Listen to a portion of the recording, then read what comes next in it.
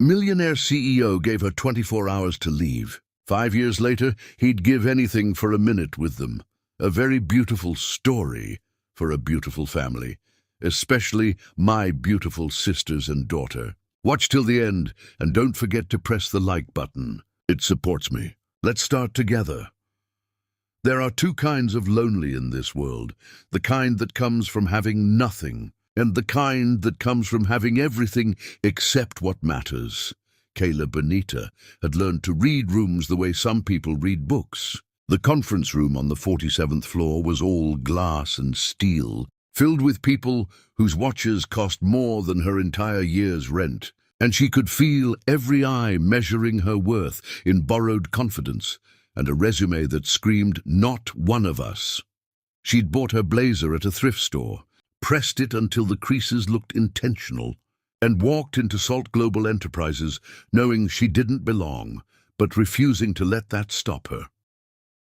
The position was junior analyst. She'd applied because the rent was due and her mother's medication wasn't getting cheaper. But when they handed her the case study during the group interview, something shifted in her chest. The proposal was about acquiring a chain of neighborhood stores in struggling districts, flipping them into premium outlets, pricing out the communities that had kept them alive for generations.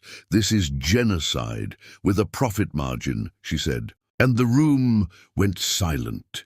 The man at the head of the table, who'd been scrolling through his phone with the bored expression of someone who'd seen 1,000 desperate candidates, looked up. Phil Salt was younger than she'd expected, maybe early 30s, with eyes that seemed to calculate your value before you finished speaking. He set his phone down slowly. "Explain. You want to take stores that sell baby formula and insulin, places where people buy bread on credit because the owner knows their grandmother's name, and turn them into boutique markets selling imported olive oil and craft beer. You'll create jobs, sure, for people who already have them. But the families who need those stores, they'll take 2 buses to find somewhere that doesn't treat survival like a luxury. That's not growth. That's erasure." The woman to Phil's left, some executive with a smile like broken glass, leaned forward. "We're here to create value, not run charities." "No," Kayla said, meeting her stare. "You're here to extract value. There's a difference. You could create community partnerships, sliding scale pricing, local hiring initiatives. You could make money and leave something standing. But that requires seeing people as more than obstacles to your profit." The executive laughed, cold and dismissive. "Thank you for your perspective. We'll be in touch." Kayla stood, gathered her portfolio, and walked toward the door. She'd blown it. Said too much, cared too loud, forgot that places like this rewarded silence and ambition, not truth. "Wait." Phil's voice stopped her at the threshold. He was standing now, buttoning his jacket with the kind of precision that suggested every movement was deliberate. "Everyone else leave. I need the room." The executives exchanged glances but filed out, the woman with the broken smile pausing to whisper something sharp that Phil ignored. When the door clicked shut, he crossed to the window, hands in his pockets, staring at the city below like it was a puzzle he'd already solved but kept trying to solve better. "You're not wrong," he said finally, "about the proposal. It's efficient, profitable, and completely soulless. Then why approve it? Because that's what we do here. We find things that aren't working and make them work. We don't ask if we should, just if we can." He turned to face her, and for the first time she saw something other than calculation in his expression. Exhaustion, maybe, or recognition.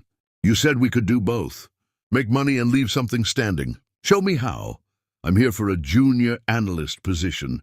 You're here because you need a job, and I need someone who'll tell me the truth even when it costs them. I'm creating a new role, Director of Community Impact. Your job is to make sure we stop being the villains in our own story. Interested?" Kayla stared at him, searching for the trap, the fine print, the inevitable catch. "Why?" "Because I've spent 10 years building an empire, and I can't remember the last time I felt good about it.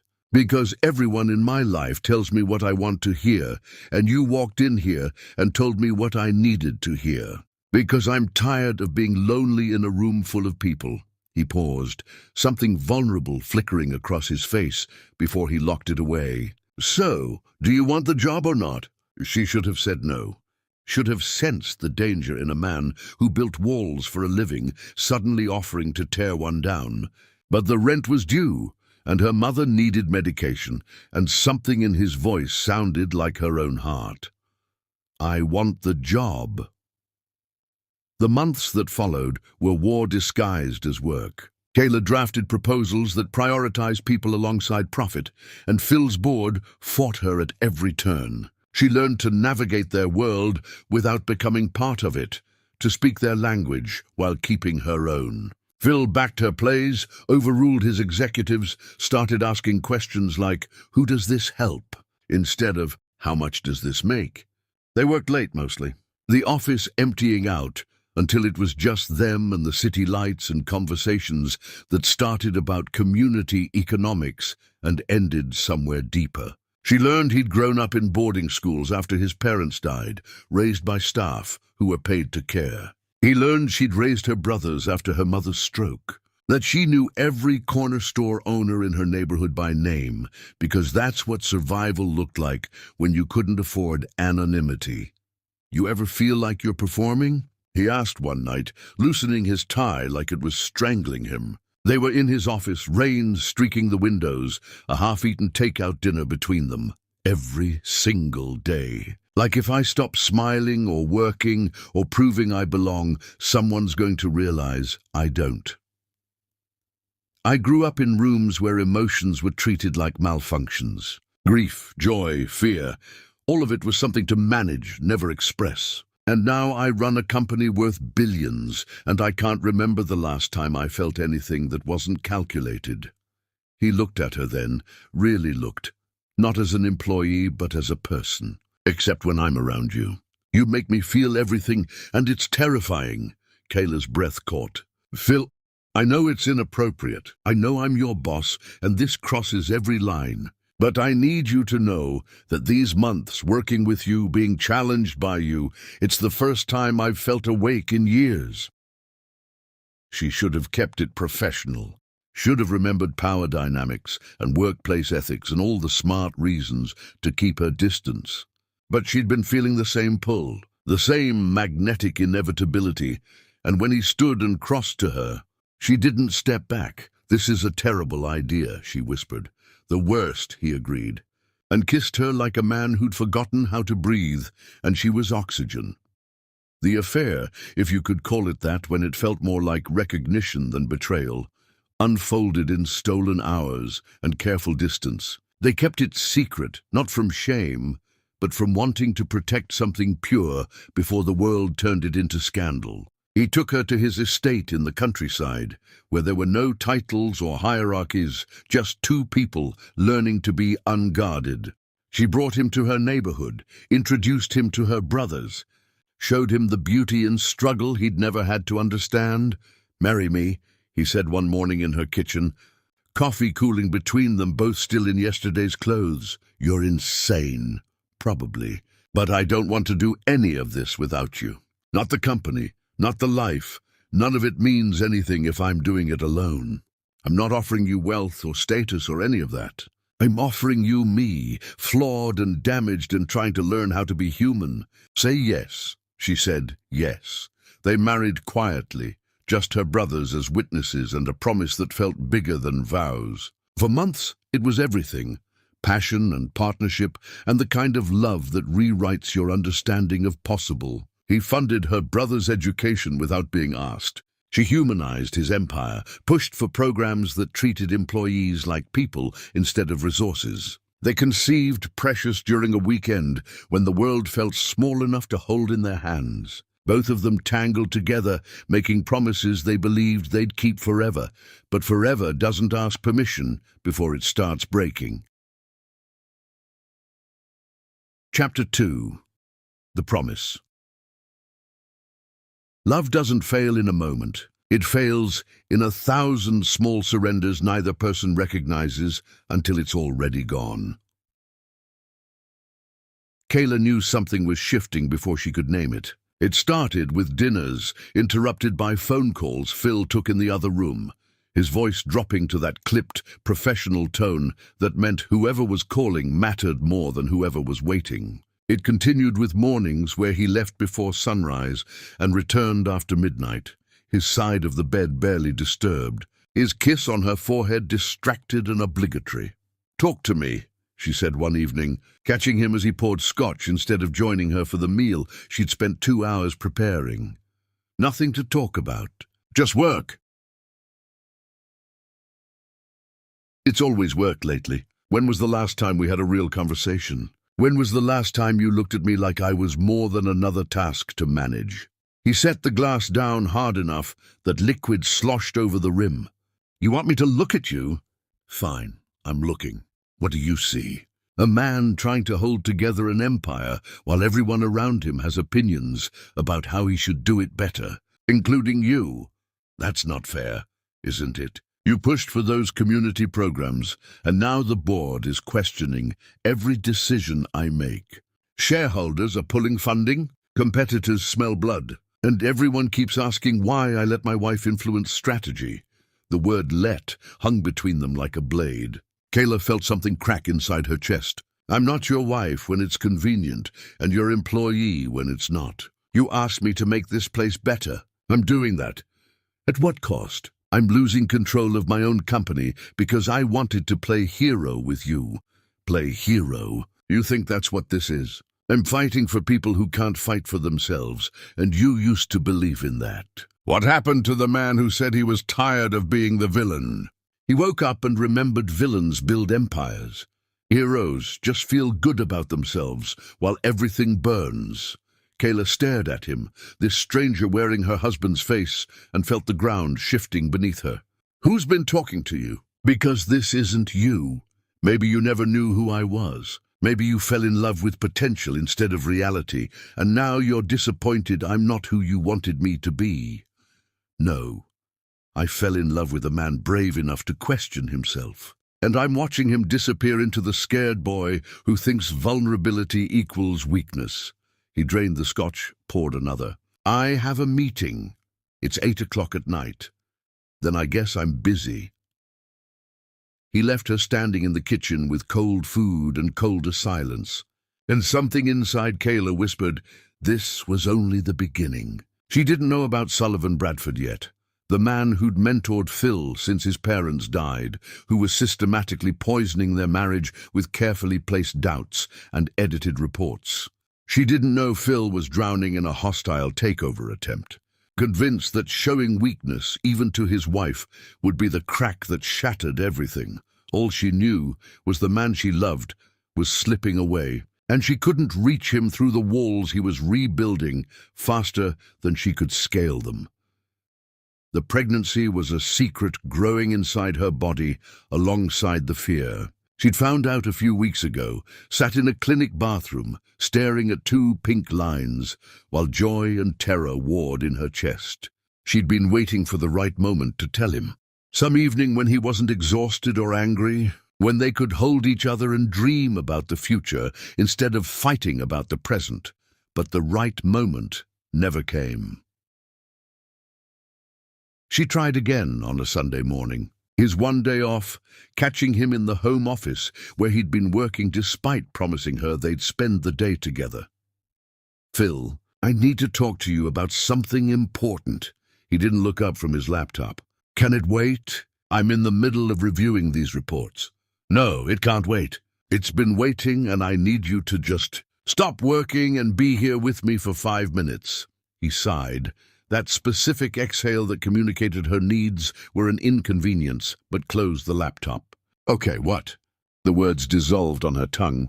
How could she tell him about the life they'd created when he could barely stand to be in the same room with her? How could she share this miracle when he looked at her like she was a problem to solve? "Never mind. It can wait. Kayla, I said it can wait." She left before he could see her crying, before he could witness how completely he was breaking her heart in pieces too small to gather back together. Sullivan Bradford came for dinner that week, uninvited but welcomed by Phil like he was oxygen itself. The older man had the kind of smile that never reached his eyes. The polished charm of someone who'd learned manipulation was more effective than honesty. He treated Kayla with courteous dismissal, like a child playing dress-up in adult spaces. "Your programs are quite ambitious," Sullivan said over appetizers, the word ambitious delivered like an insult wrapped in compliment. "Though I worry about sustainability, heart over head rarely builds lasting foundations." "Heart and head aren't enemies," Kayla replied, matching his smile with one just as false. "We can be profitable and ethical. They're not mutually exclusive." "Of course not. Though I notice your initiatives have coincided with our first quarterly loss in 7 years. Correlation isn't causation naturally, but boards do love their patterns." Phil shifted uncomfortably. "Sullivan, I'm simply saying what others are thinking. Your wife is brilliant, no question, but perhaps her expertise lies outside fiscal strategy." "No shame in that." Kayla set down her fork carefully, precisely, fighting the urge to throw it. "My expertise lies in understanding what happens when companies treat communities like resources to extract." "You want to talk fiscal strategy? Let's discuss long-term brand loyalty, consumer trust, and the cost of repairing a reputation after you've destroyed the neighborhoods that supported you. Those losses show up differently on spreadsheets, but they're just as real." Sullivan's smile tightened. "Passionate. Phil mentioned you were passionate." After he left, Kayla cornered Phil in the kitchen. "Why do you let him talk to me like that?" "Like what?" "He was perfectly respectful. He was perfectly condescending. He's trying to turn you against me, and you're letting him." "Not everything is a conspiracy, Kayla. Sullivan has been in my life since my parents died. He taught me everything I know. Maybe you could try trusting that he has my best interests at heart. And I don't?" "I didn't say that. You didn't have to." She wrapped her arms around herself, suddenly cold despite the warm kitchen. "I'm pregnant." The words came out flat, defeated, nothing like the joyful announcement she'd imagined. Phil froze mid-reach for a glass, his hand suspended in air, like he'd forgotten how to complete the motion. "What?" "I'm pregnant. About 3 months. I was waiting to tell you, but clearly waiting for the right time means waiting forever, since you can barely stand to talk to me anymore." He turned slowly, and she searched his face for joy, fear, anything recognizing the magnitude of what she'd just said. Instead, she found calculation, that familiar expression he wore when processing information that complicated his plans. "Are you sure?" "Am I sure?" "Yes, Phil, I'm sure. I've taken 6 tests and seen a doctor and heard the heartbeat. Our baby has a heartbeat. So yes, I'm sure. This isn't a good time." The words landed like a physical blow. Kayla actually stepped backward, hand instinctively moving to her stomach in protection. "There's never going to be a good time for you. There's always going to be another crisis, another deal, another reason why anything real has to wait." "That's not what I meant. We're in the middle of everything and adding a baby right now." "Adding? Like this is an item on your calendar? This is our child. This is what we talked about, what we wanted, what you wanted. I never said I was ready to be a father. You said you wanted to build a life with me. Children are part of that life. Maybe I changed my mind." The silence that followed was the kind that swallows sound, where even breathing feels too loud. Kayla stared at this man she'd married, this stranger who'd replaced him, and felt something inside her go numb. "Get out," she whispered. "What?" "Get out. Sleep somewhere else tonight. I can't look at you right now." He left, climbed the stairs to a guest room like she'd asked, and part of her died when he didn't fight back, didn't insist on staying and fixing what he'd just broken. She sat on the kitchen floor, hand on her belly, and talked to the baby growing inside her.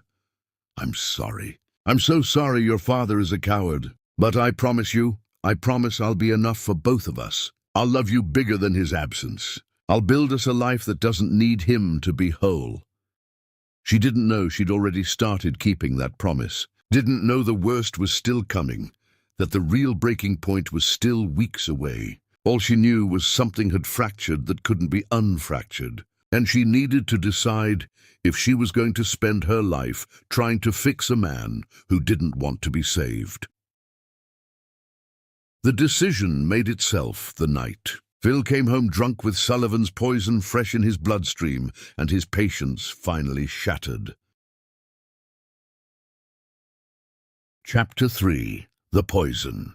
They don't destroy you with violence. They destroy you with whispers, doubts planted so carefully you think they're your own thoughts. The board meeting happened on a Tuesday and Kayla wasn't invited. That should have been her first warning. She'd attended strategy meetings for months, had earned her place in rooms where decisions shaped futures. But Sullivan had been working behind closed doors, building his case with the methodical patience of someone who understood power wasn't seized, but cultivated. Phil came home that evening different. Not angry, which she could have fought, but distant in a way that felt permanent. He poured scotch, loosened his tie, and stared at financial reports spread across the dining table like they were scripture, and he was looking for salvation. "They want you out," he said without preamble. Kayla, who'd been preparing dinner as an olive branch, set down the knife carefully. "Who does?" "The board." Sullivan presented an analysis of company performance before and after you came on board. Revenues down 18%. Stock prices dropped after we implemented your community initiatives. Shareholders are threatening to pull funding. Revenue is down because we're in transition. Long-term sustainability doesn't happen overnight. That's what I said. They don't care about long-term. They care about quarterly returns and media coverage questioning my judgment. Media coverage you could correct by standing behind what we've built, instead of letting them paint me as the wife who doesn't understand business. He drained the scotch, poured another. "Maybe you don't." The words hung between them, quiet and devastating. Kayla felt her pulse in her throat, tasted copper. "Say that again. I want to make sure I heard you correctly. You understand communities and social impact. That's valuable. But running a company requires different skills, different priorities. Sullivan thinks. Of course. What does Sullivan think, Phil? That your wife is too stupid to understand profit margins? That I'm some charity case you hired to feel better about yourself? He thinks you're well-intentioned, but out of your depth. And looking at the numbers, he might be right." Kayla laughed, hollow and sharp. "Those numbers don't account for brand rebuilding, consumer loyalty, or the lawsuits we avoided by treating employees like humans. But sure, reduce everything I've done to a quarterly loss and pretend that's the whole story." "I'm not pretending anything. I'm looking at reality." "No, you're looking at Sullivan's version of reality. When did you stop thinking for yourself? When did you start letting him make decisions about our lives, our marriage?" He's not making decisions. He's offering perspective from someone who actually built something instead of criticizing how others build. The cruelty of it stole her breath. Kayla had to grip the counter to stay standing, her knuckles white and shaking. "Is that really what you think? That I haven't built anything? I built us, Phil. I built a life where you felt safe enough to be human. I built programs that changed actual lives while your board counted money. And now you're standing here letting that man erase all of it because facing him is harder than facing me. Maybe facing you is the problem. Maybe I can't think clearly when you're around, when every decision has to be filtered through how it affects you and your feelings and your vision of what this company should be."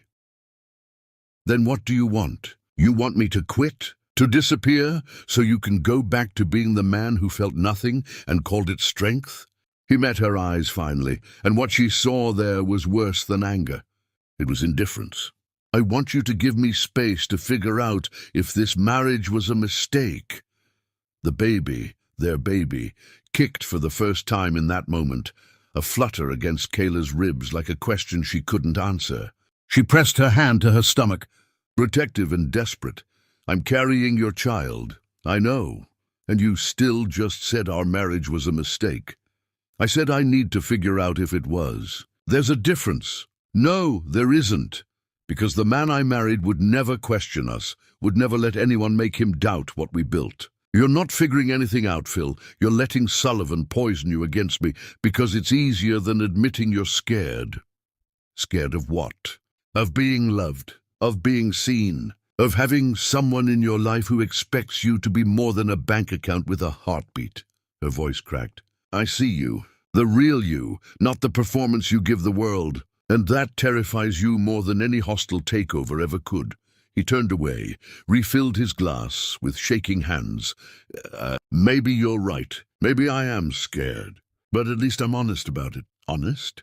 You've been lying to both of us for months, pretending everything's fine while you let Sullivan feed you doubts. Coming home and going through motions instead of showing up. You want to talk about honest? Try looking me in the eye and telling me you still love me. The silence stretched too long. Long enough that she understood before he spoke, before he confirmed what his hesitation had already answered. When he finally turned back, his face was composed, emotionless. The mask he wore in boardrooms when negotiating with people he planned to destroy. I don't know if I do. Kayla nodded slowly, something inside her crystallizing into diamond-hard clarity. Then I'll make this easy for you.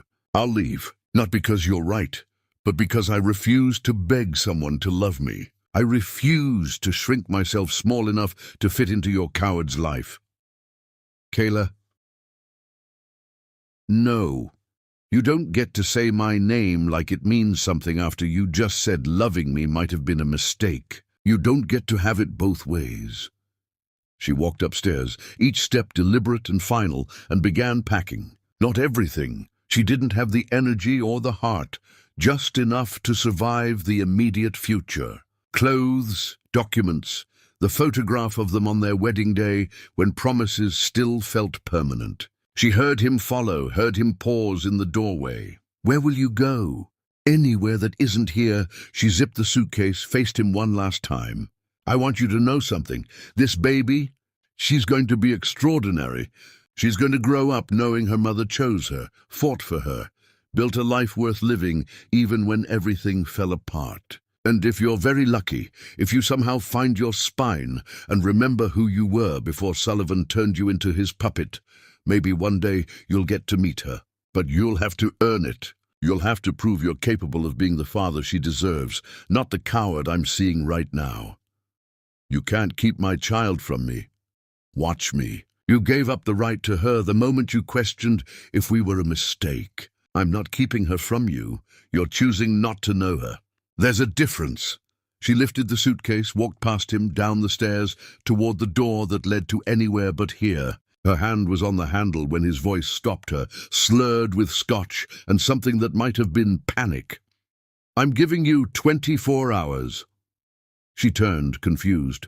But 24 hours to decide if you're with me or against me. If you walk out that door now, don't come back. But if you stay, if you fight for us instead of running, maybe we can fix this. Kayla stared at him. This man holding their marriage hostage like it was a negotiation, giving her an ultimatum as if he had any right. And she saw with terrible clarity that he'd already made his choice. This was just him making her the villain, making her the one who left so he could tell himself he'd tried. You want me to fight for us? I've been fighting for us while you let Sullivan tell you I'm the enemy. I'm done fighting alone. She opened the door, felt the cold air rush in. 24 hours. You can have forever. I'm not coming back. She left him standing in the doorway of a house that had never really been theirs. Walked into the night carrying his child and her dignity, and didn't look back, even when she heard him call her name. Not because she didn't love him, she did, desperately. The way you love something that's killing you, but because she loved herself and her unborn daughter more. Behind her, Phil Salt stood in the doorway of his empty empire, watching the only real thing he'd ever had disappear into darkness, and told himself he'd made the right choice. He'd spend the next 5 years learning how wrong he was. Chapter 4. The Ultimatum.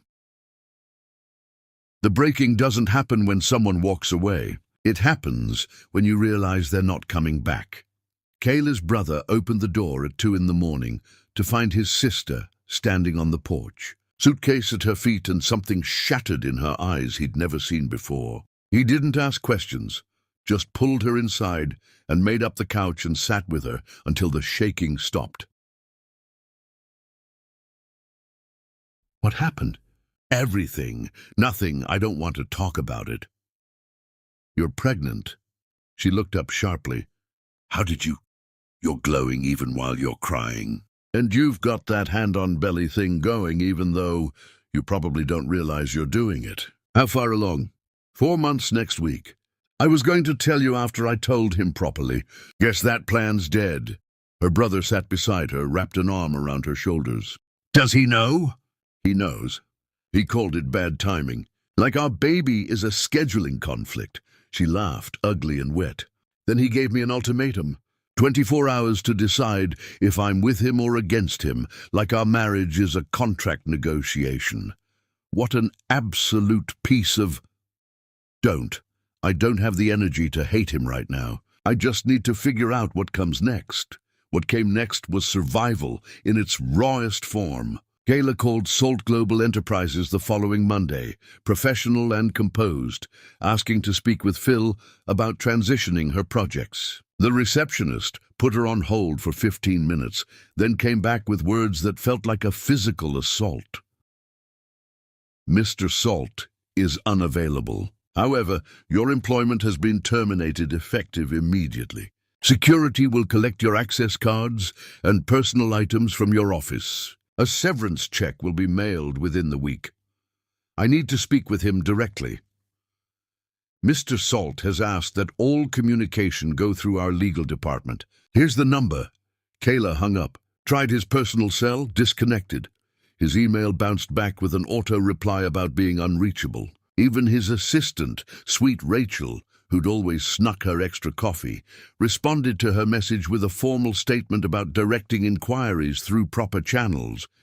He'd erased her, completely, efficiently, the way you delete files you don't want found. The severance check arrived 3 days later, signed by Sullivan Bradford, for an amount that was technically generous, but felt like an insult. Like he was paying her to disappear quietly, to not make a scene, to accept her dismissal from his life with grace and gratitude. She deposited the check because pride doesn't pay rent, but she didn't cash it right away. Kept it in her wallet, like evidence of something she couldn't name yet, proof that this had happened, that she hadn't imagined their entire relationship. Finding work should have been straightforward. She had experience, credentials, a resume that sparkled. But every interview followed the same pattern. Enthusiasm, until they looked her up online, found the articles about her time at Salt Global, the society pages showing her at events with Phil. Then came the questions that weren't quite questions. We noticed you worked at Salt Global. Why did you leave? Mutual decision to pursue other opportunities. And your relationship with Mr. Salt. There were rumors about a personal connection. How would that impact your objectivity here? My work speaks for itself. My personal life is separate, but it wasn't, could never be, not when his name was attached to hers in every search result. Employers saw liability, drama, the messy intersection of business and romance. They said they'd call back. They never did. Kayla's savings evaporated with terrifying speed. Rent, prenatal care, food, utilities, everything cost more than she remembered from before, when Phil's wealth had insulated her from the daily mathematics of survival. She moved to a smaller apartment, then smaller still, each downgrade a reminder of how far she'd fallen and how fast. Her mother, still recovering from the stroke, couldn't help beyond offering love and worry. Her brothers helped when they could, but they were students with their own struggles. The government assistance she'd once helped others access became her own lifeline, and she learned firsthand how the system was designed to exhaust rather than assist. She took jobs that didn't ask about her past, cleaning offices after hours, where the only question was whether you had a pulse and could push a mop, stocking shelves at warehouses where speed mattered more than credentials, selling handmade jewelry at weekend markets, where tourists bought pretty things without caring who made them. Some days the choice wasn't whether to eat, but what to eat. Some days it wasn't metaphorical.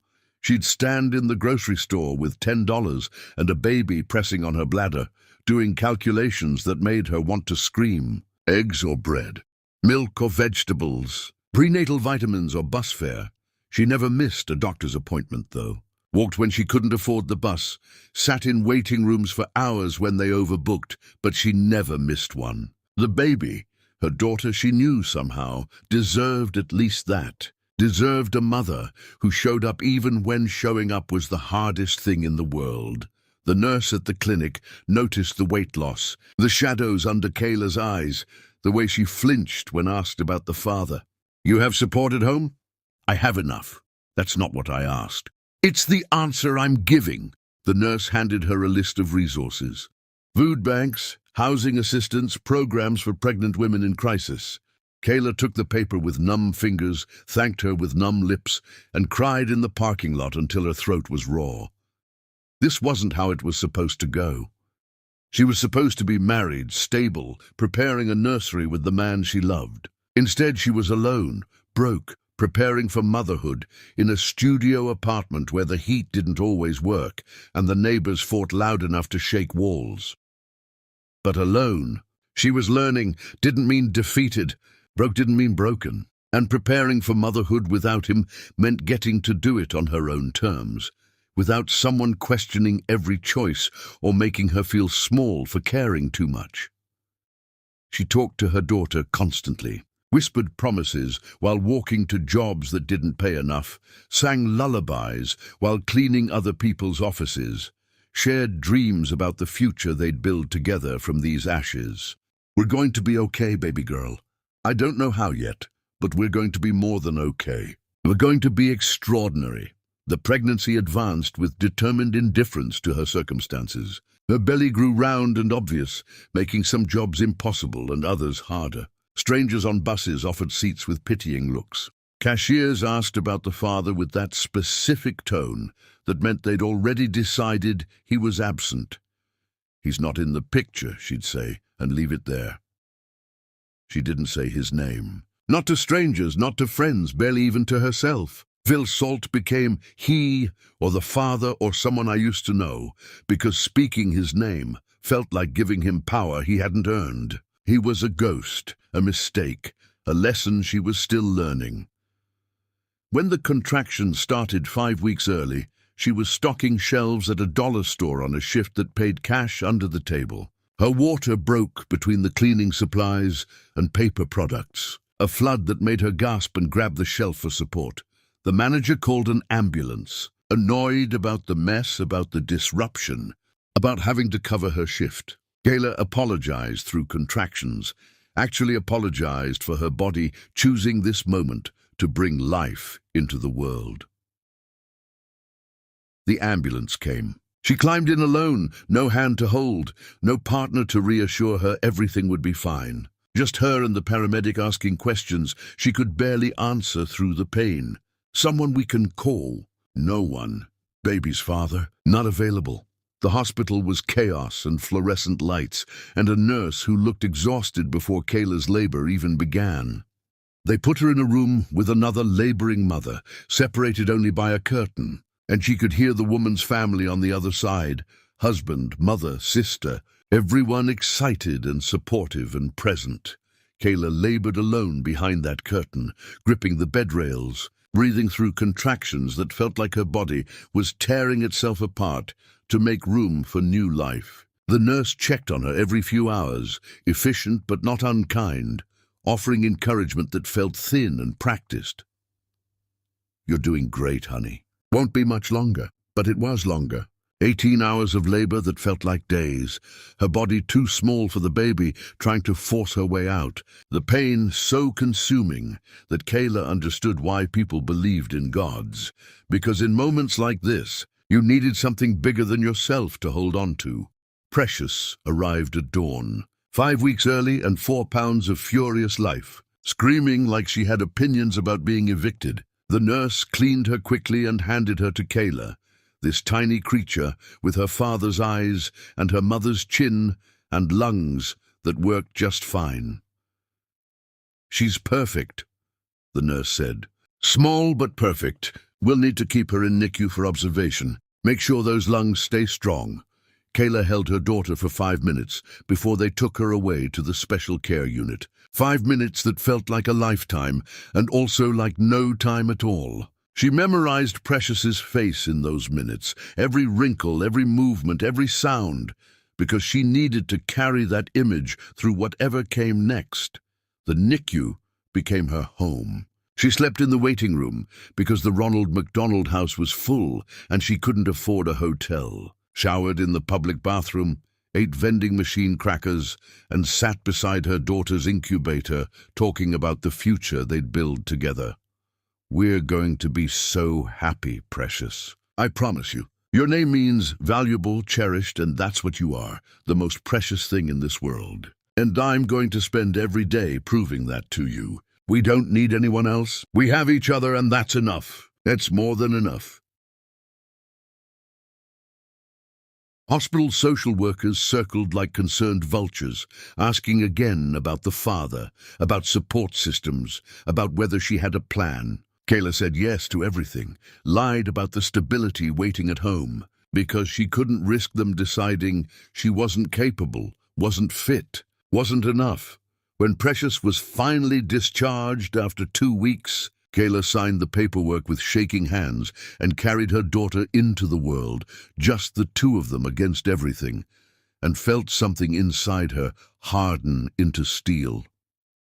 She'd been broken. Now she was building herself back, and this time she'd build something that couldn't be destroyed by a man's fear or a board's greed or a world that valued profit over people. This time she'd build a fortress, and Phil Salt would never get close enough to destroy it again.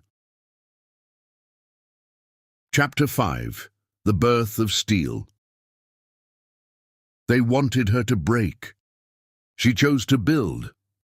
The apartment Kayla brought Precious home to was smaller than some people's closets, a studio where the bathroom door didn't close all the way, and the kitchenette was a hot plate beside a mini-fridge. But it was clean, safe, and hers, which mattered more than square footage. Precious slept in a second-hand bassinet beside Kayla's mattress on the floor. The baby monitor was a luxury she couldn't afford, so Kayla slept in 30-minute intervals, always half awake, always listening for her daughter's breathing. The first weeks were survival distilled to its purest form. Feed the baby, change the baby, sleep when the baby sleeps, except Kayla couldn't sleep because she was calculating how to pay bills that kept arriving like threats. The hospital bill alone was catastrophic, a number with too many zeros that mocked her from the kitchen counter. She applied for assistance again, sat in those waiting rooms with Precious in a carrier against her chest, filled out forms that asked the same questions in slightly different ways. The caseworker, a tired woman with kind eyes and too many files, processed her application without judgment. You're eligible for WIC, food stamps, and childcare assistance once you're working. For now, focus on keeping that baby healthy and yourself fed. I need to work. I can't just... You need to recover from childbirth and establish nursing if you're planning to breastfeed. Work will come, but babies don't stay small. Take the help. That's what it's there for. Kayla took the help because pride doesn't feed babies, but every form she signed felt like surrender, like proof she couldn't do it alone. She'd gone from boardrooms to food banks in less than a year, and the vertigo of that fall sometimes made her physically sick. Her mother visited when she could, brought groceries she couldn't afford, and love she had in surplus. You're doing amazing, baby. Look at her. She's thriving. She's tiny, and I'm terrified every second of every day. That's called being a mother. You think I wasn't scared when I had you? I was 17 and alone, and convinced I'd mess up everything. But you turned out pretty spectacular. She touched Kayla's cheek. You're stronger than you think. I don't feel strong. I feel like I'm drowning and pretending I can swim. Same thing sometimes. Finding work with an infant was impossible through traditional channels. Interviews required childcare she couldn't afford. and jobs that paid enough to cover childcare, didn't want someone who'd need to leave for fevers and doctor's appointments. It was a trap designed to keep poor people poor, and Kayla was caught in it. So she found other ways. Cleaning officers brought Precious along in the carrier, the baby sleeping while her mother scrubbed toilets and emptied trash. It wasn't legal or safe by any official standard, but it was survival. And survival doesn't ask permission. A driver saw her once, late night, walking home from a cleaning job with Precious asleep against her chest. He pulled over, rolled down the window. "You need a ride?" Kayla's hand went to her phone instinctively, prepared to run. "I'm fine. Look, I've got daughters. It's 3 in the morning and you're walking with a baby. I'm not trying to start something, just offering to get you somewhere safe." She studied him, weathered face, wedding ring, exhaustion that matched her own. Sometimes you have to choose between caution and kindness. And she was so tired her legs were shaking. "Okay, thank you." He drove her home without speaking. Didn't ask questions, just helped her out of the car at her building and waited until she was inside before driving away. Small mercies, she was learning, came from unexpected places. The breaking point came when Precious got sick. Just a cold, the pediatrician said, but to Kayla it felt apocalyptic. Her daughter's tiny body burning with fever, that cough that sounded too big for her small lungs, and Kayla powerless to do anything except cool cloths and prayers. The medical bill for that clinic visit, even with Medicaid, was more than she'd made all week. She sat on her kitchen floor at 3 in the morning, Precious finally sleeping after hours of crying, and looked at the bill with something beyond despair. Her phone was beside her, cracked screen and dying battery. She'd been avoiding social media, couldn't bear to see the life she'd left or the man she'd loved. But desperation makes you brave or stupid, often both, and she opened the camera. She filmed herself. No makeup, no filter, hair in a messy bun, wearing the same shirt she'd worn for 3 days. Behind her, you could see the tiny apartment, the bassinet, the evidence of struggle she'd been hiding. "My name is Kayla, and I just spent $18 I don't have on a doctor's visit for my daughter's cold. That's $18 that was supposed to be groceries this week. And I keep wondering when it gets easier, when the math of survival stops being impossible. But here's what I know. My daughter is healthy, fed, and loved. And that's worth more than any bank account." She posted it without thinking, without expecting anything, just needing to scream into the void. The void screamed back. Within hours, the video had 10,000 views. By morning, 50,000. Comments flooded in, mothers sharing similar stories, people offering to help, journalists asking for interviews. Someone started a fundraiser without asking, and within days it had raised $5,000.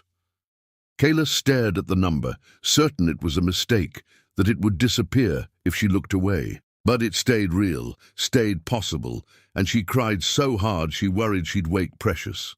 She posted again, this time deliberately. "Thank you. I don't have better words than that. Thank you for seeing me, for seeing all the mothers doing impossible math every day. This is for all of us." The followers grew. She started posting regularly, not polished content, just truth. Videos of Precious learning to smile, of budget meals that stretched too little into barely enough, of the strategies she'd developed for surviving when survival felt impossible. People keep asking about the father. "Here's what you need to know. I'm Precious's mother and father both. I'm her everything, and I'm enough." The audience responded to her refusal to play victim or seek pity. She wasn't asking for charity. She was sharing reality and building community with thousands of women who recognized their own struggles in hers. Brands started reaching out, small at first. Diaper companies offering free products in exchange for honest reviews. Then bigger, baby food sponsors, clothing lines, parenting podcasts wanting her perspective. She said yes to anything ethical, no to anything that felt exploitative. Within 6 months, she had 200,000 followers and enough income to quit the cleaning jobs. Within a year, she'd published a memoir about her journey, not a sob story, but a survival manual, practical and unflinching. 24 Hours became a bestseller not because of drama, but because of dignity. She never named Phil, never revealed details that would expose Precious to scrutiny, just told the truth about falling from grace and learning to fly differently. The interviews came next. Morning shows, podcasts, conferences about entrepreneurship and resilience. She spoke about single motherhood, about the systems that fail poor families, about building something from nothing when nothing is all you have. And always, always, Precious was with her. Not exploited or paraded, but present, the reason for everything, the proof that struggle could produce strength. Kayla started Second Shift Support, a non-profit providing childcare subsidies and job training for single mothers. The programs Phil once questioned now existed because she'd created them herself, funded by her platform and the community she'd built. She rented a real apartment, 2 bedrooms with heat that worked, and a kitchen where she could cook real meals. She bought a used car that didn't break down every month. She could afford Precious's preschool, her own therapy, health insurance that didn't require choosing between care and rent. They weren't wealthy, but they were stable. And stability felt like a miracle after years of freefall. She dated occasionally, careful, cautious, never bringing anyone around Precious until she was certain. But nothing stuck. Her heart was still a crime scene she wasn't ready to let anyone investigate, still marked by the man who'd given her the best and worst of her life. "Mommy, why don't I have a daddy?" Precious asked one evening, the question casual while they read books before bed. Kayla had prepared for this, had entire speeches ready, but they all dissolved when faced with her daughter's honest eyes. "You do have a daddy, baby. He wasn't ready to be one, but that's his loss, not yours. Because you're the most precious thing in this world, and anyone who doesn't see that doesn't deserve you." "Is he a bad man?" "No, he's a scared man. And sometimes scared people make bad choices." "Are you scared?" "Every single day. But I choose to be brave anyway, because I have you." Precious considered this with her usual seriousness. "I think you're the best mommy in the whole world." Kayla held her daughter close, breathing in baby shampoo and innocence, and felt something inside her unclench. They were okay. Better than okay. They were happy, the two of them building a life that didn't need anyone else to be complete. What she didn't know, Phil had been watching. Every video, every interview, every article about her rise from the ashes he'd left her in. Sullivan tried to keep the content from him, but his new assistant, one of the few people who remembered how he smiled when Kayla was around, made sure he saw everything. He watched his daughter grow up through screens, calculating her age, doing math that confirmed what his gut knew. He'd reached for the phone 1,000 times and put it down 1,001. Certain he'd destroyed any right to their lives. But watching Kayla at a conference, speaking about resilience while Precious colored in the front row, something inside Phil finally cracked open. He'd spent 5 years building walls to protect himself from the pain of what he'd lost. It was time to tear them down. Chapter 6. The Rise. She didn't climb back to where she fell from. She built something higher, something that couldn't be knocked down by anyone's doubt. Precious turned 3 the same month Kayla's book hit the bestseller list. They celebrated with a party in their apartment, just the two of them and her brothers and mother. Eating cake Kayla had baked at 2 in the morning because sleep was still something she borrowed in pieces. Make a wish.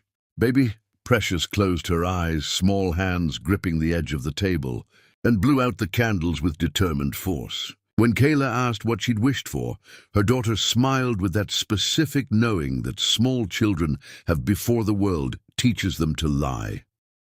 "A puppy. And for you to stop being sad when you think I'm not looking." The observation landed like a gentle blow. Kayla pulled her daughter close, kissed her forehead. "I'm not sad, baby. I'm happy. The happiest I've ever been." "Then why do you cry sometimes at night?" "Children see everything." Kayla had forgotten that, or maybe never knew it. Sometimes adults cry even when they're happy, because feeling things is what makes us human, and I never want you to think feelings are something to hide. Okay, can we have cake now? Yes, baby, we can have cake now.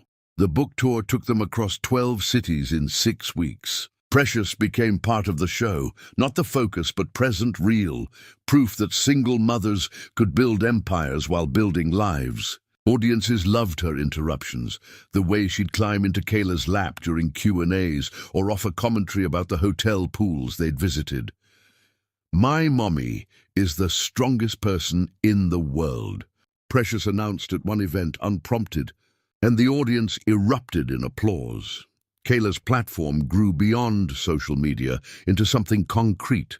Second shift support expanded to 5 cities, helping hundreds of single mothers access childcare and training. She hired women she'd met in waiting rooms, in food bank lines. Women who understood struggle wasn't a character flaw but a circumstance.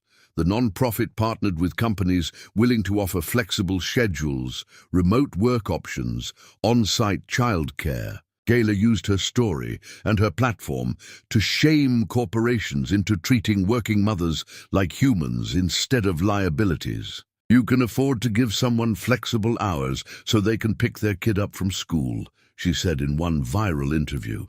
"What you can't afford is the moral bankruptcy of forcing parents to choose between their children and their survival." Media called her a voice for the voiceless. She called herself someone who refused to be silenced. The difference mattered. Journalists asked constantly about Precious's father. Kayla developed a practiced response that revealed nothing while honoring her daughter's privacy. "He made his choice not to be involved. I respect that choice by not discussing him publicly. This is about our story, not his absence."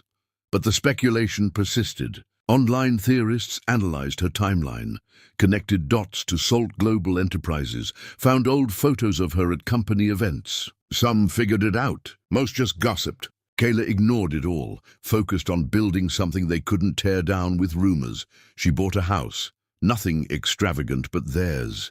3 bedrooms in a neighborhood where Precious could ride her bike without Kayla having a panic attack. A backyard with space for the puppy they'd eventually get. A kitchen where she could cook real meals and not worry about the hot plate catching fire. Moving day. She stood in the empty living room with Precious running circles around her and felt something she hadn't let herself feel in years. Pride. Not the fragile kind that depends on external validation, but the deep, unshakable kind that comes from surviving hell and building heaven from the ashes. "We did it, baby girl. This is ours. Can we paint my room purple? We can paint your room any color you want." Life developed rhythms. Precious started preschool, where she was popular and bossy and completely herself.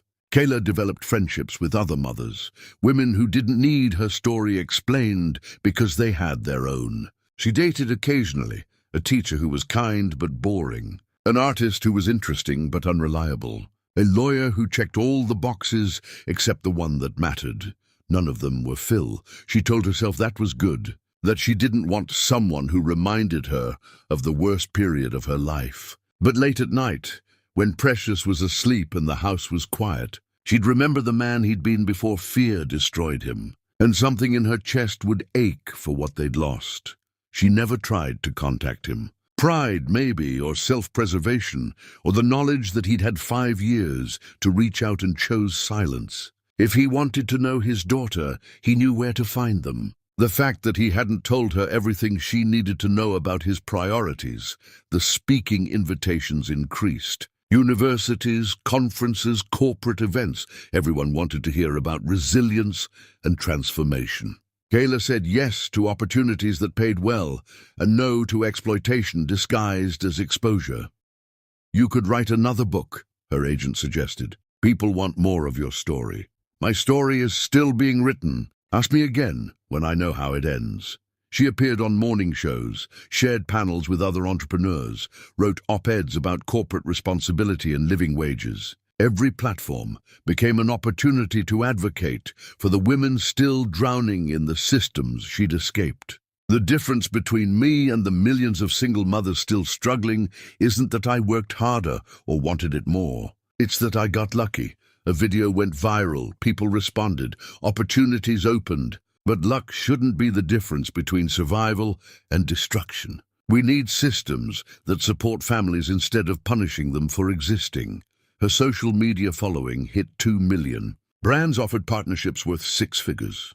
She could have lived comfortably on that income alone, but she funneled most of it back into second shift support, expanding services, hiring more staff, helping more families. "You're building an empire," her brother said, proud and slightly awed. "I'm building a safety net." There's a difference. Precious grew into a small person with opinions about everything. She liked purple and dinosaurs and books about girls who saved themselves. She asked questions that required honest answers Kayla wasn't always prepared to give. "Why don't you have a husband?" "Because I haven't met anyone worth marrying again." "You were married before?" "Once, a long time ago." "What happened?" He forgot that love requires courage, and I remembered that I deserved better. "Oh, can we get ice cream?" These conversations happened in fragments, pieces of truth Precious was old enough to handle without drowning in complexity. Kayla never lied, never painted Phil as a villain, just offered age-appropriate honesty that would build over time into full understanding. The invitation to the National Business Ethics Summit arrived in March. Humanitarian Leadership Award for her work with second shift support, keynote speaker. Black tie event, the kind of recognition that validated everything she'd built. She accepted before reading the full details, before seeing that Salt Global Enterprises was the primary sponsor, before understanding that accepting meant inevitably crossing paths with the man she'd spent 5 years avoiding. When she realized, she considered backing out. Called the organizers, started to explain, then stopped. Why should she hide? Why should his presence dictate her choices? She'd earned this award. She'd built something extraordinary from nothing, and she'd be damned if she let him take that from her. "I'll be there," she told the organizer. "Wonderful. Mr. Salt is presenting the award, actually." "I hope that's not—" "It's fine. We're professionals."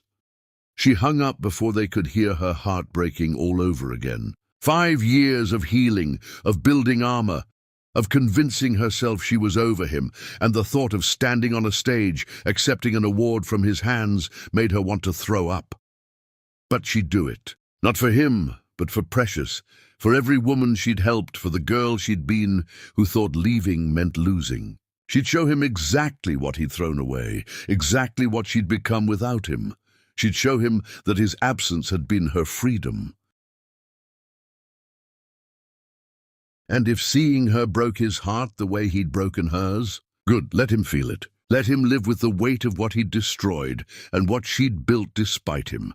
The night of the event, she dressed in armor disguised as elegance, a dress that cost more than her first 3 apartments combined, makeup that made her look powerful instead of pretty, hair styled to perfection. Precious wore purple, her favorite color, and looked like a small princess with attitude.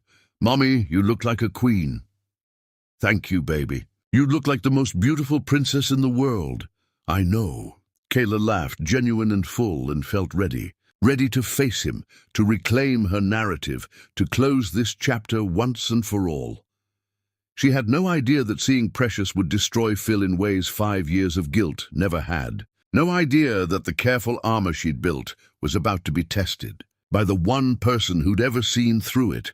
No idea that sometimes the end of one story is just the beginning of another. Chapter 7, The Collision. Fate doesn't ask permission. It just arrives when you're least prepared and rewrites everything you thought you knew. The venue was the kind of place that intimidated through beauty. Marble floors, crystal chandeliers, servers in white gloves carrying champagne that probably cost more than Kayla used to make in a week. She walked through the entrance holding Precious's hand, chin up, shoulders back, every inch of her radiating the confidence she'd built from survival. People recognized her. Not everyone, but enough that whispers followed her through the crowd like ripples. Heads turned, conversations paused, phones came out for discreet photographs. She'd become someone worth noting, and the irony wasn't lost on her. Mommy, everyone's staring. Let them look, baby. We earned this. The ballroom filled with executives, entrepreneurs, philanthropists, people who'd inherited their power or bought it, very few who'd clawed it from nothing the way she had. Kayla accepted congratulations with grace, made small talk with sponsors, and kept Precious close, a reminder of why she was here. The organizer found her backstage. "Ms. Benita, we're so honored to have you. The program starts in 15 minutes. You'll speak after Mr. Salt's opening remarks. Then he'll present the award. Is there anything you need? Ask 5 minutes alone before we start." "Of course. The green room is yours." Kayla took Precious into the small room, closed the door, and breathed. Her hands were shaking. Her stomach was a war zone. She'd given hundreds of speeches, faced thousands of people, but none of it compared to the terror of seeing Phil again. "Are you scared?" Precious asked, watching her mother with that unnerving perceptiveness children have. "A little." "Why? You're the bravest person I know." "Bravery doesn't mean you're not scared, baby. It means you do the thing even though you're terrified. Then you're the bravest and the most scared." "That's impressive." Kayla laughed despite herself, pulled her daughter close. "How did you get so wise?" "I had a really good teacher."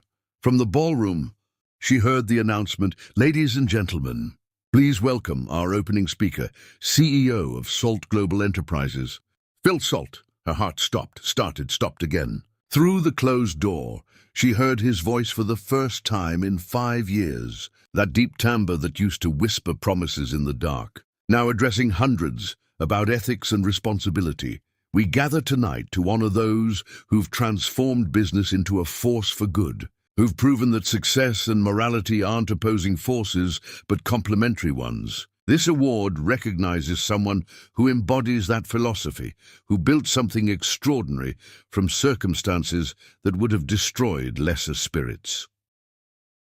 He was talking about her. Phil Salt, who'd given her 24 hours to leave, was standing on a stage praising her resilience. The cognitive dissonance made her dizzy. His speech continued, beautiful and empty, the kind of rhetoric that sounded meaningful without risking anything real. When he finished to polite applause, the organizer knocked on Kayla's door. "You're up." She stood, smoothed her dress, took Precious's hand. "Ready?"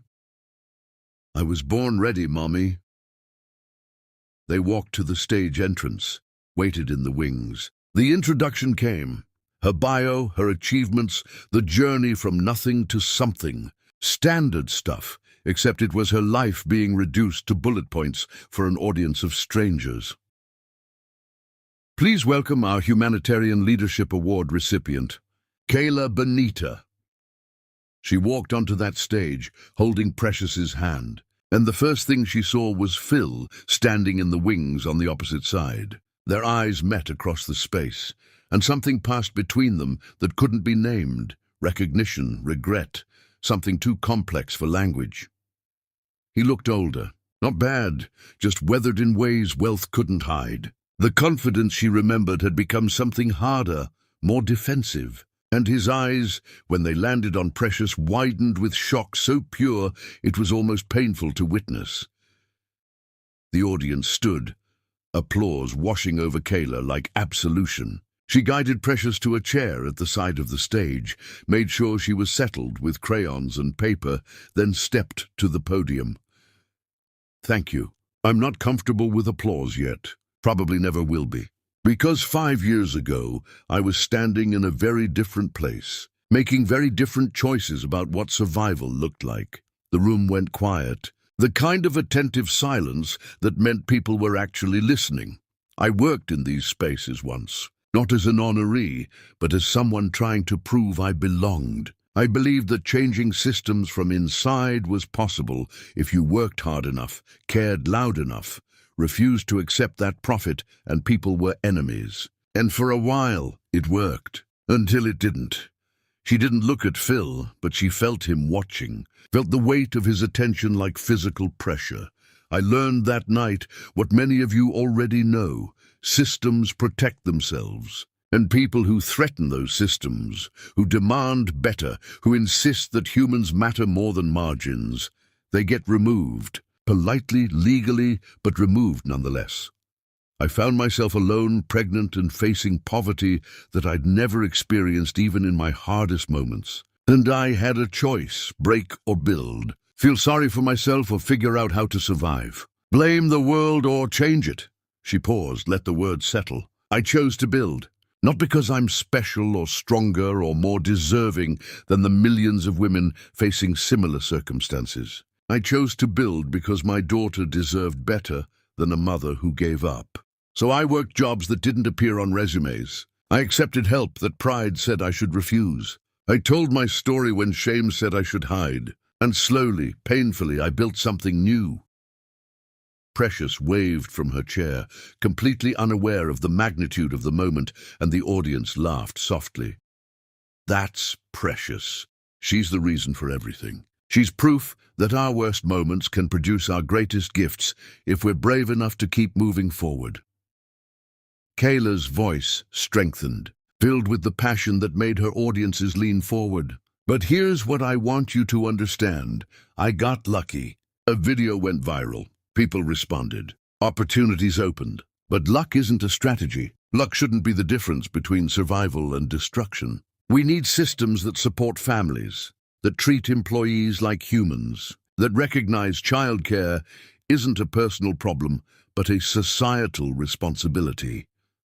The award I'm receiving tonight recognizes work I'm proud of. But that work exists because I fell through every safety net our society claims to provide. I built second shift support because I lived the nightmare it's designed to prevent.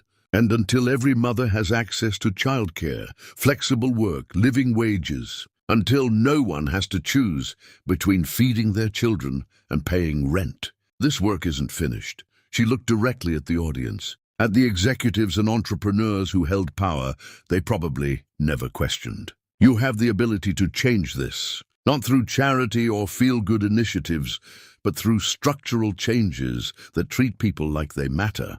Flexible schedules, remote work options, on-site childcare, living wages. These aren't radical ideas, they're basic human dignity. And if your business model can't accommodate them, maybe your business model needs to change.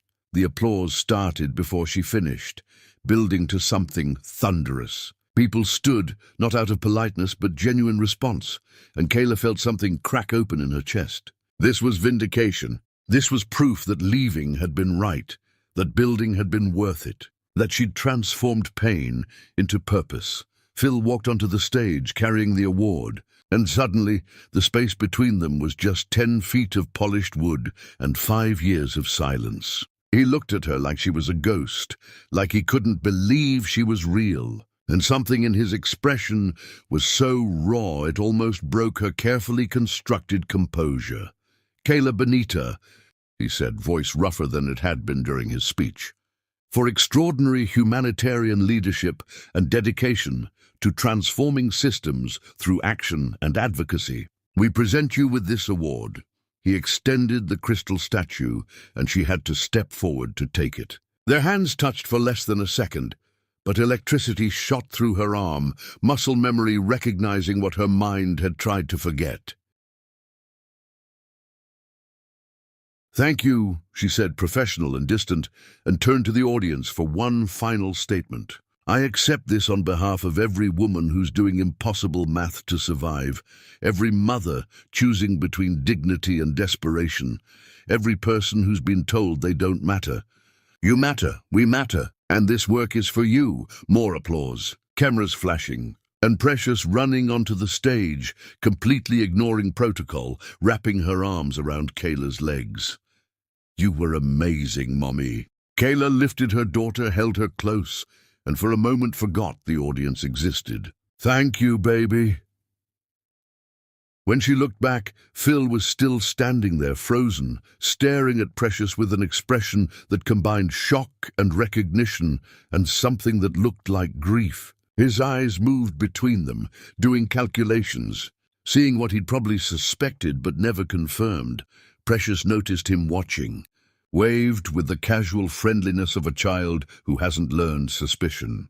"Hi, I'm Precious." Phil opened his mouth, closed it, looked at Kayla with eyes that begged for confirmation, for denial, for anything that would make sense of what he was seeing. Kayla just turned and walked off stage, her daughter in her arms, leaving him standing in the spotlight with the weight of 5 years crashing down on him all at once. Let him figure it out. Let him live with the knowing that he'd had a family and threw it away for ego and fear. Let him understand that he'd missed everything. First steps, first words, first days of school, because he'd chosen pride over love. She owed him nothing. Not explanations, not forgiveness, not even acknowledgement. She owed him exactly what he'd given her, absence. And if that destroyed him, good. Some people need to be destroyed before they can be rebuilt. Chapter 8. The Pursuit. Desperation looks like courage from a distance. Up close, it's just a man finally understanding what he lost and knowing he deserves the emptiness that followed. Phil couldn't move. Stood on that stage watching Kayla walk away with their daughter, Jesus Christ, their daughter, and felt 5 years of carefully constructed denial crumble into dust. The audience was dispersing, the event continuing, but he was paralyzed by recognition so complete it felt like dying. Precious had his mother's eyes. The shape, the color, that specific way they caught light. She had Kayla's smile but his stubborn chin. She was 4, maybe 5, which meant God, which meant Kayla was pregnant when he gave her the ultimatum, when he watched her leave, when he convinced himself he was better off. Alone, he'd forced his pregnant wife out of their home and spent 5 years telling himself it was for the best. The nausea hit so fast he barely made it off stage before vomiting into a trash can in the wings. His body rejecting the truth his mind could no longer avoid. An organizer approached, concerned, but he waved them away with shaking hands. He found his assistant, Rachel, who'd been with him long enough to read his face. "I need Kayla Benita's contact information. Now, sir, I don't care what you think. Get me her information or I'll find it myself." Rachel pulled out her phone, efficient as always, and within minutes had an address, phone number, email. Phil stared at the information like it was written in code, like if he looked hard enough it would reveal how to undo 5 years of devastation. He tried calling first. The number rang twice before an automated message. "The person you're trying to reach is not accepting calls from this number. Blocked." Of course she'd blocked him. Email next. He spent 2 hours crafting the message, deleting and rewriting, trying to find words that could possibly bridge the canyon between them. Finally sent something that was probably inadequate but at least honest. "Kayla, I saw her. I saw Precious. And I understand now what I was too broken to understand then. I'm not asking for forgiveness or access or anything I haven't earned. I just need you to know I'm sorry. For everything. For being a coward when you needed courage. For choosing fear over love. For throwing away the only real thing I've ever had. I know it's too late, but I needed you to know." The email bounced back within minutes. Address blocked. He showed up at second shift support offices the next morning, flowers in hand, like some pathetic romantic comedy character, trying to buy his way back into a life he'd destroyed. The receptionist recognized him, and her expression went from professional to protective in seconds. "Mr. Salt, how can I help you?" "I need to see Kayla, please. Just 5 minutes. Miss Benita isn't seeing anyone without an appointment." "Then make me an appointment. Her schedule is full for the next 6 months. He knew dismissal when he heard it. "Set the flowers on the reception desk. Can you give these to her? And tell her I need to talk about Precious. She deserves Mr. Salt." The receptionist stood, her voice dropping to something harder. "I know who you are, what you did, and you showing up here with flowers like that fixes anything. You're lucky Ms. Benita is a better person than most, because if it were me, I'd have called security already. I'm not trying to. You gave her 24 hours to leave. She's giving you eternity. Consider yourself lucky. The second attempt happened at one of her speaking events at a university. Vil bought a ticket under a fake name, sat in the back row, and waited through her entire presentation, brilliant as always, funny and fierce and everything he'd fallen in love with, before raising his hand during Q&A. She called on him without recognition at first. He stood, and the room shifted when people realized who he was. This question is for Ms. Benita. How do you forgive someone who doesn't deserve it? And the room went silent. Kayla's face transformed from warm to glacial in seconds, and Phil saw the exact moment she decided how to play this. That's a complex question. Forgiveness isn't about what someone deserves. It's about freeing yourself from the poison of holding grudges. You forgive so their mistakes stop controlling your future. But, she paused, met his eyes directly. Forgiveness doesn't mean access. You can forgive someone and still choose not to let them back into your life. Both things can be true. She moved to the next question before he could respond, and Phil left before the event ended, knowing he'd made it worse. The third attempt was born of desperation. He tracked down her brother through social media, found where he worked, showed up during lunch break. Her brother recognized him immediately, and his expression promised violence. Get the hell away from me. I need to talk to Kayla, please. I know I don't deserve... The punch came fast, catching Phil in the jaw hard enough to knock him backward. He didn't fight back, just took it, probably deserved worse. You gave my sister 24 hours to leave. You threw her out pregnant and alone, and now you show up wanting what? Forgiveness. Access to the daughter you abandoned? Her brother stood over him, shaking with rage. She rebuilt herself from nothing while you sat in your mansion feeling sorry for yourself. So here's what you get, nothing. You get the same nothing you gave her. Now disappear before I really hurt you. Phil drove home with a split lip and the certainty that he'd approached everything wrong. Treated the situation like a business problem instead of the family he'd destroyed. The fourth attempt was a letter. Not email, actual paper, handwritten over 10 pages late at night when insomnia and regret kept him company. He poured everything onto those pages, his parents' death and the walls he'd built, Sullivan's manipulation and his willingness to believe it, the fear that made him push away the only person who'd ever seen him clearly.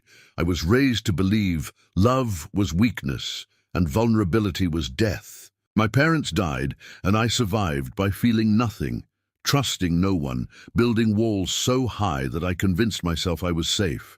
Then you walked into my life and saw through every defense. You made me feel everything, joy, fear, need, love, so consuming it terrified me. And instead of being brave enough to sit with that terror, I let fear win. I let Sullivan poison me against you because it was easier than admitting I was terrified of losing you, so I pushed you away first. I know now that Precious is mine. Our daughter, the baby I was too broken to celebrate, too scared to want. And I've missed everything. Her birth, her first steps, her first words, every moment I can never get back. That's on me. That's the consequence of my cowardice. I'm not asking you to take me back. I'm not asking for forgiveness I haven't earned. I'm just asking for the chance to be her father, to show up, to build trust slowly, to prove that I'm doing the work to become someone worthy of knowing her. You've done everything alone, and I know you don't need me. But maybe if I work hard enough, if I'm patient enough, if I become the man I should have been 5 years ago, maybe I can be someone she'd want to know. I've included a check for child support, 5 years' worth, calculated from when she was born. I've also set up a trust fund in her name that she'll access at 18. This isn't about buying my way back. It's about taking responsibility for my absence. Please just think about it. Not for me, for Precious. Because every child deserves a father who shows up. He had the letter couriered to her house, included the check and trust documentation. 3 days later, everything came back unopened. Returned to sender. He sat in his car outside her house, not close enough to be creepy, just close enough to see the lights in the windows, to imagine the life happening inside that he wasn't part of. saw Kayla pull into the driveway, Precious bounding out of the car with a backpack, and that specific joy kids have when coming home. He wanted to run to them, to introduce himself, to explain everything. Instead, he drove away, knowing his wanting didn't matter, that he'd lost the right to his own desires when he chose fear over love. Sullivan was gone now, fired and cut off, but the damage he'd helped create remained. Phil had spent 2 years in therapy unpacking the fear and attachment issues that made him vulnerable to manipulation. Had learned words like avoidant and defensive, devaluation and self-sabotage, could now name exactly how he'd destroyed the best thing in his life. Understanding didn't change what he'd done. It just made him capable of not doing it again, if anyone ever trusted him enough to try. Weeks passed. Months. He redirected company profits toward programs supporting single mothers over the board's objections. Started volunteering at organizations similar to Kayla's, not to run into her, but to understand the work she'd built. Tried to become worthy of the forgiveness he didn't deserve. Then her lawyer called. "Mr. Salt, I'm representing Kayla Benita. She's agreed to meet with you once. Only once. Not for your benefit, but because Precious is starting to ask questions about her father, and Ms. Benita believes her daughter deserves better than lies." Phil's heart stopped. Saturday morning, 10 a.m., Wilson Park. She'll bring Precious. You'll meet them in the south playground area. Ground rules. You don't touch either of them without permission. You don't raise your voice. You don't make promises you can't keep. And if at any point Ms. Benita feels uncomfortable, the meeting ends immediately. Understood. Understood. Thank you. Tell her I'm not a messenger service. Mr. Salt, just be there. The line went dead, and Phil sat in his office, hands shaking, and tried to figure out how to compress 5 years of regret into whatever minutes Kayla was willing to give him. How do you apologize for destroying everything? How do you introduce yourself to a daughter who grew up without you? How do you prove you've changed when change takes years to demonstrate? He didn't know, but he'd be there at 10 a.m., ready to try. Chapter 9, The Reckoning. Showing up is only the first step. The real work is staying when everything in you wants to run. Saturday arrived with the kind of perfect autumn weather that felt cruel in its beauty. Clear skies, warm sun, leaves turning colors that poets write about. Phil arrived at Wilson Park 45 minutes early, parked where he could see the south playground, and waited with his heart trying to break through his ribs. He'd barely slept, kept running through scenarios, imagining conversations, preparing speeches that dissolved the moment he tried to practice them out loud. How do you condense 5 years of regret into sentences that don't sound hollow or self-serving? At 9:58, Kayla's car pulled into the lot.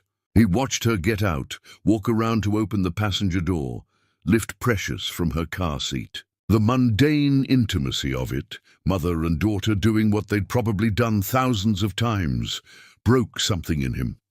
He'd missed everything. Every car ride, every morning, every moment that made a life. They walked toward the playground, Precious running ahead while Kayla followed at a measured pace. She was wearing jeans and a sweater, hair pulled back, no makeup he could see. She looked real, present, more beautiful than his memory had preserved. Phil got out of his car on legs that barely held him, walked toward them with his hands in his pockets because he didn't trust them not to shake. Kayla saw him coming, said something to Precious that made the little girl stop and turn. And then he was standing in front of them, his daughter. His wife, his former wife, whatever she was, and words failed completely. Hi. Brilliant opening. Absolutely brilliant. Kayla's face was carefully neutral, giving nothing away. Phil! Precious stared at him with unnerving focus, taking in his face, his clothes, his entire presence with the brutal honesty of children. You're tall. Yeah, I am. My mommy says you're my daddy, but you were scared. Jesus. Right to it. No preamble, no softening. Phil knelt down so he was eye level with her, and Kayla stepped slightly closer, protective but allowing. Your mommy's right. I was very scared, and I made terrible mistakes because of that fear. I should have been there when you were born, when you were learning to walk, for every moment. And I'm so sorry I wasn't. Why were you scared? Because I didn't know how to be a good father. My parents died when I was young, and I grew up thinking feelings were bad things. So when your mommy and I had you, instead of being excited, I got afraid that I'd mess everything up. And that fear made me do something really hurtful. I pushed your mommy away when I should have held her closer. Precious considered this with that specific seriousness children have before cynicism arrives. Did you say sorry to my mommy? I'm trying to. You should bring her flowers. She likes purple ones. Despite everything, Phil almost smiled. That's good advice. Thank you. I'm going to play on the swings now. Bye. And just like that, she was done with him, running toward the playground with the attention span of a child who'd satisfied her curiosity. Phil stood slowly, faced Kayla, and found himself completely disarmed by her stillness. She wasn't crying or angry or any of the emotions he'd prepared for. She was just waiting, letting him make the first move, giving him enough rope to either climb out or hang himself. I don't have a speech prepared. I wrote about 40 versions, but they all sounded wrong. He dragged a hand through his hair, nervous energy needing somewhere to go. So I'll just say this, I was wrong. About everything. I let Sullivan poison me against you, but that's not an excuse because I chose to believe him. I chose to doubt you instead of fighting for us. And when you told me you were pregnant, I said it wasn't a good time instead of celebrating the miracle we'd created. He had to pause, had to breathe through the shame. I gave you 24 hours to leave because I'm a coward who destroys things before they can destroy me. And then I spent 5 years telling myself it was for the best, that you were better off, that I'd done the right thing. But I was lying. To myself, to anyone who'd listen. The truth is, I was terrified of being loved that completely, of being needed that much, of failing you the way I failed at every relationship in my life. Kayla's expression remained neutral, but her arms crossed over her chest, a barrier he'd have to earn the right to break through. I've watched you build something extraordinary, watched every video, read every article, saw how you turned pain into purpose while I sat in my empty house feeling sorry for myself. And seeing you on that stage, seeing Precious, understanding what I threw away. His voice cracked. I can't undo the last 5 years. I can't give back what I took. But I can show up now. I can do the work. I can prove that I'm capable of being the father Precious deserves, even if I'm years too late. Are you done? Kayla's voice was calm, almost clinical. No, I need you to know I've been in therapy. 2 years now. Working through my attachment issues, the trauma from my parents' death, all the ways I learned to equate vulnerability with weakness. I'm not telling you this to make excuses, just to show you I'm trying to fix what's broken. And I've set up a trust fund for Precious. She'll have access when she's older. I've calculated 5 years of child support and I want to... Stop. Kayla held up her hand. You think money fixes this? You think writing checks and going to therapy makes up for 5 years of absence? No, I know it doesn't. I'm just trying to... You're trying to feel better about yourself. That's what this is. You saw Precious and guilt finally caught up to you. So now you want absolution. You want me to say it's okay, that you're forgiven, that you can be a father without having done any of the actual work of fatherhood. The words hit like physical blows, but he took them because he deserved them. You're right. Of course I'm right.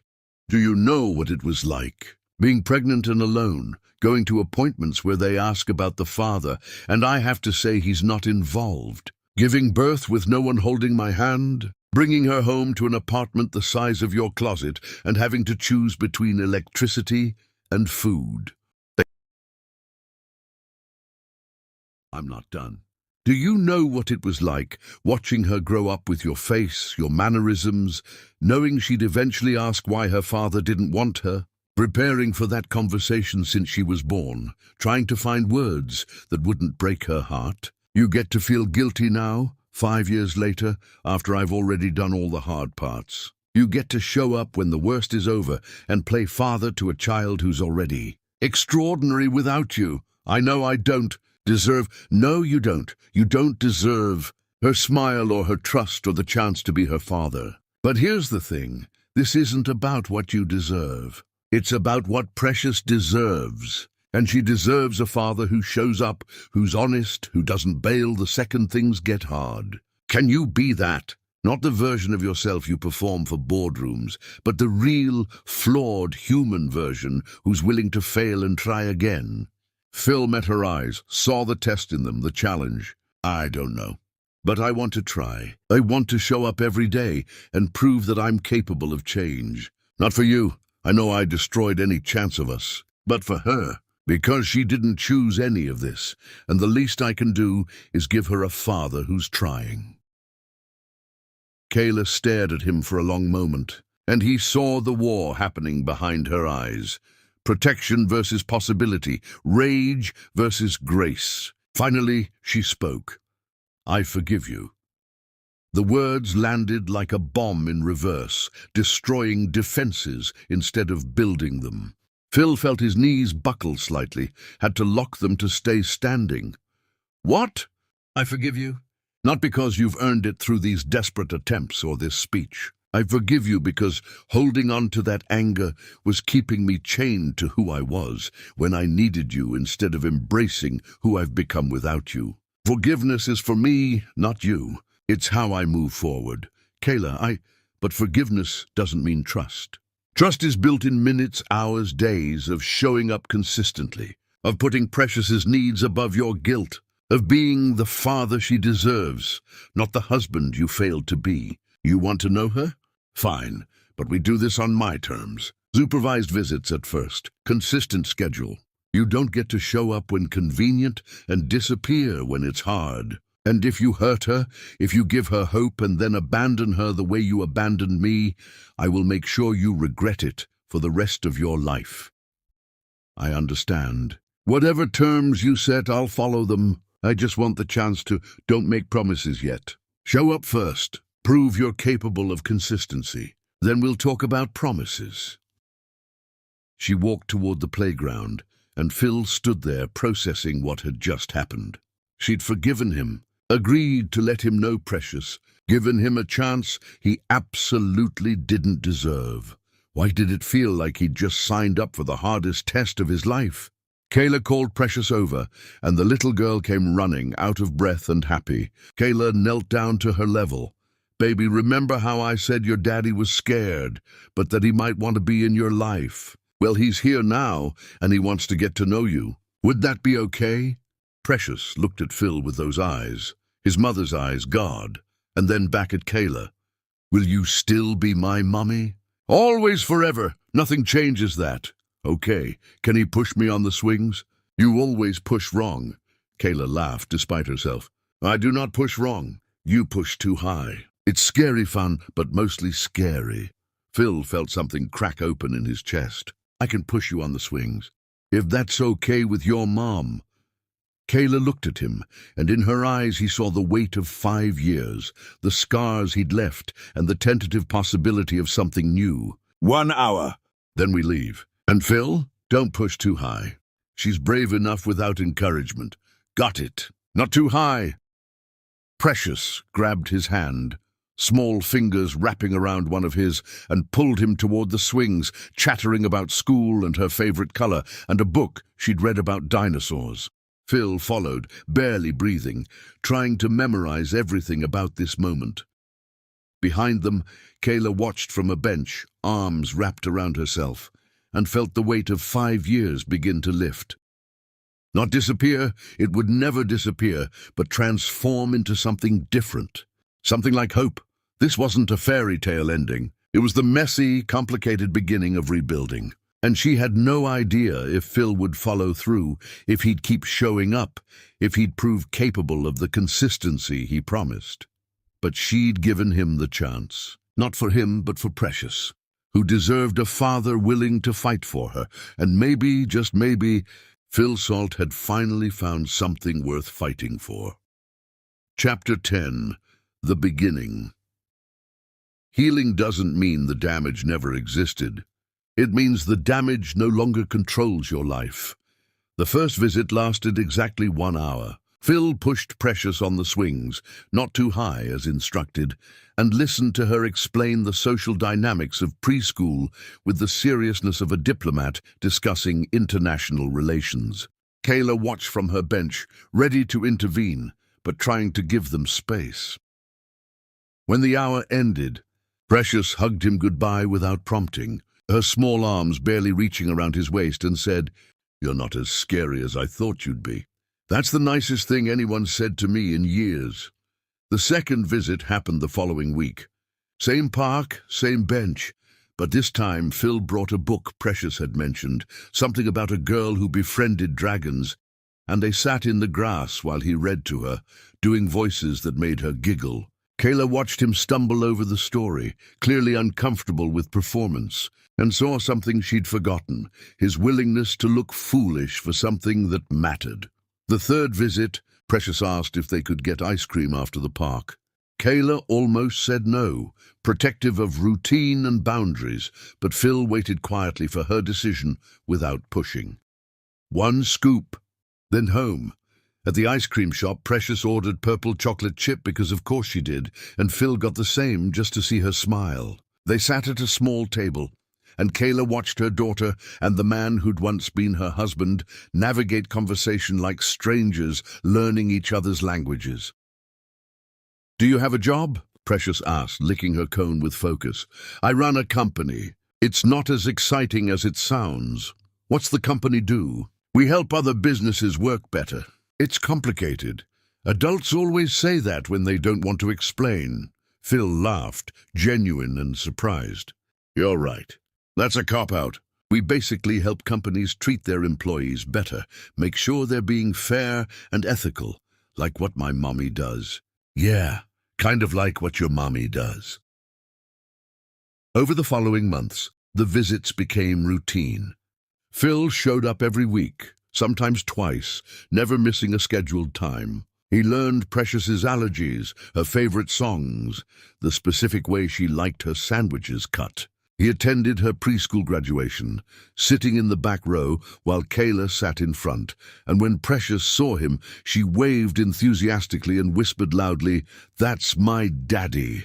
He started small, reading books, pushing swings, buying ice cream, but gradually earned more time, more trust. Kayla watched him carefully, looking for signs of the man who'd pushed her away, but found instead someone working hard to be different. He went to therapy. He showed up consistently. He put Precious's needs ahead of his comfort. They established boundaries. Phil could see Precious twice a week, always with Kayla present at first, then supervised by family, eventually, after 6 months of consistency, alone for short outings. He paid child support without being asked, contributed to Precious's education fund, never weaponized money or used it to buy affection. And slowly, carefully, they built something fragile. Not a family in the traditional sense, but a functional co-parenting relationship based on their daughter's needs instead of their broken history. Kayla and Phil barely spoke directly at first, all communication through lawyers or brief exchanges at handoffs. But gradually, out of necessity and Precious's questions, they started having actual conversations. Stiff, formal at first, then slowly more natural. "She asked about our wedding," Kayla said one afternoon at pickup. "What did you tell her?" "That we loved each other once, but love isn't always enough. That sometimes people make mistakes that change everything." "Did she ask what mistakes I made?" "She's 4. She asked if we had cake." Phil smiled sadly. "We had cake, purple frosting. I remember." The shared memory hung between them, painful and beautiful. They'd been so young, so certain that love conquered everything. Neither of them knew yet how hard everything could be. One evening, 8 months into this new arrangement, Phil called Kayla instead of texting. "Precious mentioned wanting to learn piano. I wanted to check with you before offering to pay for lessons. You don't have to ask permission to contribute to her interests. I know, but I also don't want to overstep or make decisions without you. The consideration, the respect for her boundaries, felt like proof he was actually changing. Piano lessons would be great. Thank you. Kayla? Yeah? Thank you for this, for giving me the chance to know her. I know I don't deserve it. You're right. You don't, but Precious deserves a father who shows up, and you're doing that. So, keep doing that. They weren't friends. They weren't even friendly most days. But they were building something functional from ruins, and that felt like its own kind of miracle. Precious's birthday arrived, and for the first time, Kayla invited Phil to the party. Not as a guest of honor, just as Precious's father, present but not central. He brought a thoughtful gift, art supplies Precious had mentioned wanting, and stayed for exactly as long as invited, leaving before overstaying. Thank you for including me, he said to Kayla as he left. Thank Precious. She asked if you'd be here. I'm not doing this for you. I know, but thank you anyway. 1 year into this new arrangement, Precious asked the question Kayla had been dreading. Why don't you and Daddy live together? They were in the kitchen making dinner, just the two of them. Kayla set down the knife carefully, because sometimes people hurt each other in ways that can't be fixed.